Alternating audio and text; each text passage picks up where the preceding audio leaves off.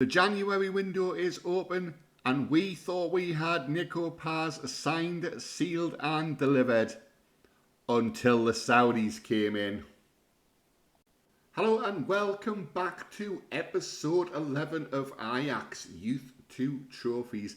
And as you can see from the intro, Al-Ittihad have signed Nico Paz. We gave him a very, very lucrative contract, but the problem we've got is we can't give him what they can give him, and no doubt they will be giving him some ridiculous money. He's only on 15 grand a week. They will probably be paying him 10 times that to get him into the club. That's the problem with the Saudi Arabians.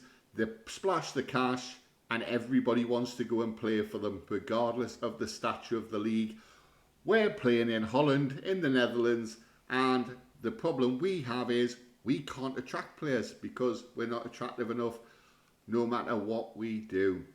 So, lesson learned, but the January window is open. There is 3 transfers to be had to bring in the summer and start next season with a stronger squad. We are still doing well in the league. We'll not talk about the Champions League. We're going to cover it, but let's get into it. So, just the one game played since we left you, and we smashed SC Heerenveen 4-0. Esposito there with a goal in the first minute. What a way to start. Hato on loan, of course, from Chelsea. He followed it up with a goal in the 21st minute. Esposito providing the assist. Mora then in the 59th minute, and Esposito rounded off a brace there and a 4-0 win. League-wise, well, that puts us top of the league. And as you can see, they're 5 points clear of Heerenveen now. Feyenoord and AZ in 3rd and 4th respectively. They do have a game in hand, so if they win their game in hand, they can go 3 points behind us. It is quite tight between the top 6 teams. So anybody goes on a really good run or anybody goes on a really bad run, that league position could change dramatically. On the transfer front so far, not much to show you on the ins. We have brought in Jarrell Hato. He is from Chelsea on loan. He can play a left back or he can play a left central defence. We brought him in to bolster the team. He is worth between 58 and 86 million, so I very much doubt we'll be able to afford to sign him when his loan ends. But you never know, if we sell somebody, if we make big profits, we possibly could come in and try and sign him on a permanent deal. Outgoings, well, there's a few outgoings to show you. We'll start off here with Mzungu. He's gone to Reims. 165k profit were made on him. He was never going to get near the first team, although he did look quite a decent player, but he wasn't developing. Al-Ittihad then came in with a £1.4 million bid for this lad. So he's going to now play his football with Nico Paz, damn him. Paulo de Silva's gone on loan. We've loaned him out. We couldn't get anybody to buy him, so we thought we'd loan him out. The rest of the players here, all loan deals as well. Peters, he's gone to Juventus, £2 million. We paid nothing for him, pure profit. So that's pretty much the outs. Arthur Diaz has gone out on loan till the end of the season. He's a 20-year-old central defender, just to get him a little bit of experience. I don't think he's going to come to much, but if we can get a little bit of money for him at the end of the loan spell, that'll be fantastic. Quick recap on the finances as well. So as a club, we have 51 million in the bank. At the moment, there's £9.1 million available in the transfer budget, so we can make some deals happen. And 79k in the wage budget as well. So as long as we're not bringing somebody in on extortionate wages, we should be able to comfortably bring in a couple of signings and pay them moderate wages. So back to the football, because that's what everybody wants to see. And we played FC Groningen away in the Eredivisie, keeping our really good run going. Benida in the 84th minute. This was an absolutely weird game. We peppered and peppered and peppered their goal. 22 shots, 15 on target, 2.65 XG. We thought we might get FM'd by them because they did have 2 shots on target, but they couldn't score them. Benida popped up in the 84th minute and managed to score. Esposito then scored in the 94th minute. the 95th minute, and then Diaz stepped up in the 97th minute to look as if we had a convincing, crushing win against them. It was definitely not convincing. It was a last chance saloon. We threw everything on, we threw everything forward, and we managed to get the result. But then we went back to the usual Champions League form. We played Inter Milan. We got absolutely stuffed 5-2. Absolutely mauled. We took the lead in the first minute and thought, is this where it changes? Is this where we can qualify finally for the next stage of the Champions League? No, our lead lasted 3 minutes. Topalovic, he scored in the 4th minute. He decided to pop up 5 minutes later and make it 2-1 and then bag his hat-trick in the 25th minute. They then went 4-1 up before half-time and we managed to pull one back to 4-2 going into the second half. They scored early to make it 5-2. We couldn't do anything about it and we got beat well and truly. It looks like our Champions League campaign is going to end and we are going to be knocked out once again. We have AC Milan next. We need a miracle and I very much doubt we're going to get it. Normal service resumed though in the Eredivisie, a comfortable 3-0 away win. Diaz, Götze and Mora, the scorers. Convincing 16 shots, 8 on target. Really well. And what that does is that leaves us in a really comfortable position coming up to the end of January. 5-point gap at the top there after 20 games. As you can see, there's only the 3 of us now competing for the title. Everybody else seems to have dropped off. I'm convinced though, because we won't have Champions League to contend with in the next few months, I think we'll comfortably win this league and at least qualify for the Champions League next season, where hopefully we can do better than we have the last couple of attempts that we've had. Well, the January window is closed. We did one more little bit of business. We signed Yusuke Hamada for £3.8 million, an 18-year-old Japanese central defender or defensive midfielder. He's not the tallest, but he's got some great stats and he is definitely going to come through and be a good player in the next few seasons. If he could grow an extra couple of inches as well, that would be great, but I very much doubt that's going to happen. In the outs, nothing really, just some loans, some players who were never going to get near the first team. And we did get rid of Kasper Dolberg. He has moved on. He's been a great servant of the club, but we managed to get £4.9 million for him. And that will do very nicely to boost our funds. It's paid for Hamada, to be fair. So, brilliant bit of business. So, how did we get on in our final Champions League match? Well, we finished off the Champions League campaign with a bang. We beat AC Milan at home. Esposito there banging the goal in the 11th minute. Mora with the assist. And then he popped up to grab his second of the game. Tielemans with the assist as well. They did have chances, but we pretty much had less possession, but we had a lot more shots and we had a better XG. And it was one of those games, it was quite close, but we took the win. And has that qualified us now for the next stage of the Champions League? No is the answer you're looking for. No, we didn't. We finished down in 26th place on 9 points. We won 3 games, we lost 5. And had we conceded 3 less goals or managed to score 3 more goals or whatever combination you want, we would have snuck into 24th place. So again, goal difference being the deciding factor. It's very small margins, but unfortunately the small margins are currently working against us. So we're not in the Dutch Cup anymore. We're not in the Champions League anymore. So let's go through and see how we get on in the Eredivisie. I've got a feeling that we're going to win this title and we're going to win it comfortably. So, out of the Champions League, but we had FC Utrecht at home. We dispatched of them 3-1. Tielemans with 2 goals, Götze with the 3rd. They pulled one back in the 44th minute, but the game was already done and dusted. Pexval away next for our first game in February. Esposito rocks up, bags a hat-trick, job done. And then Fortuna Sittard at home, a 4-2 win. We took the lead in the 14th minute. We then scored in the 16th minute to give us a 2-0 lead. They pulled one back to make it a little bit jittery, but Bonita got his second and then his third goal to make it 4-1, and they got a consolation goal in the 98th minute. And then away to go ahead Eagles, the Buhari show, hat-trick from Buhari, fourth one from Gotts. They took the lead though in the 6th minute to give us a little bit of a scare, but Buhari, he doesn't score very often, but when he does, they're absolute bangers, and he scored 3 tremendous goals there and got himself a hat-trick.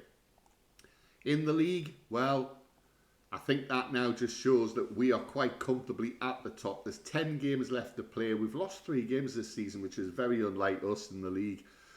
We lost them to AZ, SC Herenveen and Groningen. So yeah, not the teams you would think, to be fair. 57 points, 8 points clear, great goal difference. The form table, all wins. This is going really well. This is going really, really well. Let's see what happens when we get to the end of March. We've also got a youth intake as well coming through very soon, so that's going to be very, very interesting. Well, 4th defeat this season. We lost 3-2 to AZ. They took the lead in the 14th minute. Esposito, our goal machine, then equalised. Gotts popped up to make it 2-1, and then they came back with an equaliser just before half-time. It looked like it was going to end 2-2. We would have been more than happy with the point. And then they popped up at the death in the 92nd minute and scored to make it 3-2. Sucker punched by AZ at home. But we're back to winning ways against Willem II. 4-0 away, convincing own goal from them in the 13th minute. Esposito, that man again. Mora again with another goal, and Tielemans to make it 4-0. And then we round off just the 3 games in March, but we rounded off with a very convincing 5-2 against PSV.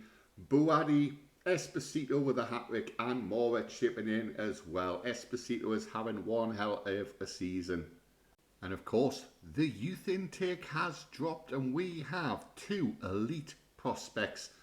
So, they're very excited by Kevin Sambo, who has the potential to be one of the most gifted players to come through the youth ranks at Ajax in recent years. So let's have a look and see what all the fuss is about. Erik Val is the first player we are going to have a look at there. You can see he's 15-year-old. They nearly are all 15-year-old. He is a striker. He's 6'4", 18 jumping reach, which is fantastic. His heading is... Where's his heading? 11. Yeah, his heading's 11, so that's good. That can get a lot better. 15 finishing, 14 first touch, 14 balance, strength, stamina.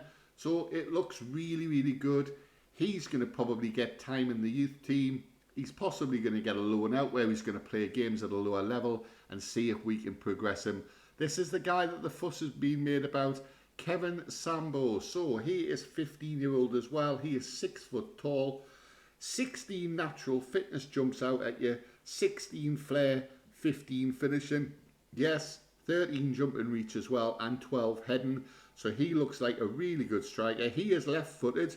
So when you compare him with Val was right-footed. So we have a left-footed and a right-footed striker. Could these 2 guys in the next 4 or 5 years lead the line in a 2-striker system maybe?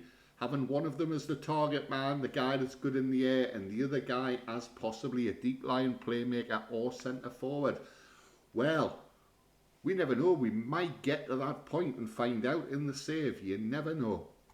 Other prospects that have came through. Matheus Rayo. He is a central midfielder or can play right attacking midfielder or central attacking midfielder. He's only 5'2", left-footed, ambitious personality, which is always good. He has a lot of 12s, 14s, 13s there. There's a 15 for natural fitness. So he looks across the board as a really good player. Obviously, we will be trying to sign him and bring him in on a contract. Iman Shakin. Shakin? Is that how you pronounce it? Not quite sure. Anyway, right attacking midfielder, but he can play up front as well. He has 13 dribbling, 14 technique, 13 aggression, 14 flair. You can see his physicals are absolutely brilliant. His jumping reach is non-existent, but he's only 5'8". But he's going to be playing probably more as a wide player, I would think. So he's got a sporting personality, which isn't really anything or something. And finally, Sammy Thielman. So Sammy Thielman is 15-year-old left attacking midfielder. What stands out for me straight away is his physicals are really, really good, but his stamina is awful, so that needs to improve. 15 flair, 12 finishing, 11 crossing, 15 technique as well from Sammy. We've got some good prospects as well. Bodie Cuvier, he is, again, a 15-year-old goalkeeper. He looks really, really good. 19 punching tendency, 16 teamwork, handling's 13 already, determination 14. He's got a balanced personality as well. He could be a goalkeeper that may go out and get a little bit of time in the youth team or at lower level. Alpha van Velsen. So he is definitely Dutch, because with a name like that. A right-sided central defender, or can play in the DM role. He's got 14 heading, that stands out. Bravery 18, 12 aggression. So very, very good. Physicals, not great. He's got 11 stamina, and that's the only thing that stands out from the physicals. Probably somebody will develop and sell on. Antal Shermans. Antal is a right-sided defender, right back, possibly central midfield, right midfield. Probably need to pin a position down for him. He doesn't look too bad a player. Again, one probably for development and move him on. Jesse van Overdijk. So, need to be careful how you pronounce that one. 15-year-old. He has already got 14 finishing and 12 dribbling. 14 natural fitness. He's got a bit of flair about him as well. He could develop in the future and become a backup striker. Isaac Balde, I don't know. Sounded Manchester when I said Balde. Yeah, so he's got 11 passing, 12 technique, 11 dribbling. Yeah, he's got some really good physicals as well. So he could be somebody who develops. And Vicious comes in. He's a left midfielder. We probably need to train him to play as a wide forward, attacking forward, inside forward, something like that, because we don't play with left midfielders. Good crossing, good dribbling, good aggression, acceleration, agility, pace. So yeah, what you would expect from a winger. So we just need to make sure we create him and turn him into a winger. We're not going to go through the decent prospects, to be fair. There's nobody there that I signed. Nobody was any good.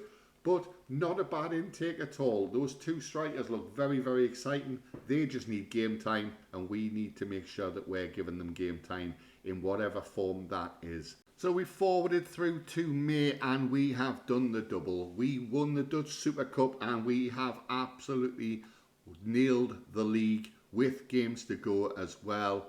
I'll show you the league table so you can see exactly what I mean. When I click on the right button, you would think if you click on that league, it would actually just bring up the league, wouldn't you? Right, anyway, I'll show you the league, 2 seconds. Bear with me. Very sorry about this. I'm going to do a video on Football Manager 27. I know it's not out yet. It's not out till November, and we don't know a great deal about it yet. But just things that Football Manager 26 did well, and we want to see in 27, and some of the things that they didn't do so well or missed out of 26, which we had in 24. So if there's anything you want me to have a look at, please drop it in the comments, and I will have a look at that, and possibly in the next week or two I will get this video sorted for you and get it on the channel. Obviously, if you don't want to miss it, click the subscribe button so you don't miss any videos. Obviously, click the like button, click the hype button, and leave a comment, you lovely, lovely people. Right, here we go. Eredivisie there, 33 games. Now it's brought up the XG table. What's going on?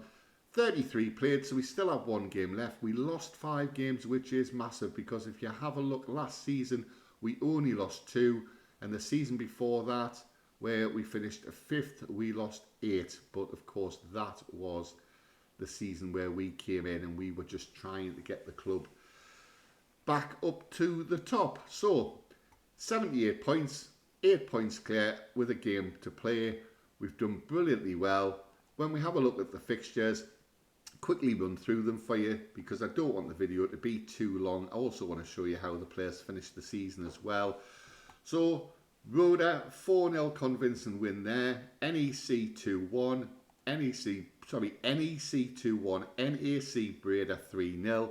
We then smashed FC26 1 away from home. Esposito, again, Buhari with a couple of goals. We then lost to Feyenoord, our 5th defeat, but to be fair, the players were virtually on the beach at that point. And then Telstar there. We only have the one game left against Excelsior, and I'll show you that one now. Excelsior last game, 2-0, convincing win there. Karabashvili and Esposito there with the goals. It's been a really, really good season, especially for Esposito there. As you can see with his season stats, the guy has played 32 times as a starter and came off the bench 5 times. So 37 appearances in total, 34 goals, just the 3 assists, but that means 37 games, 37 goal contributions. Finishes off with a 7.33. Yes, he got 4 in the Champions League, which we know we didn't do very well at. He played every single game in the Champions League. 23 starts in the Eredivisie, getting 28 goals, and that's where the 3 assists came from as well.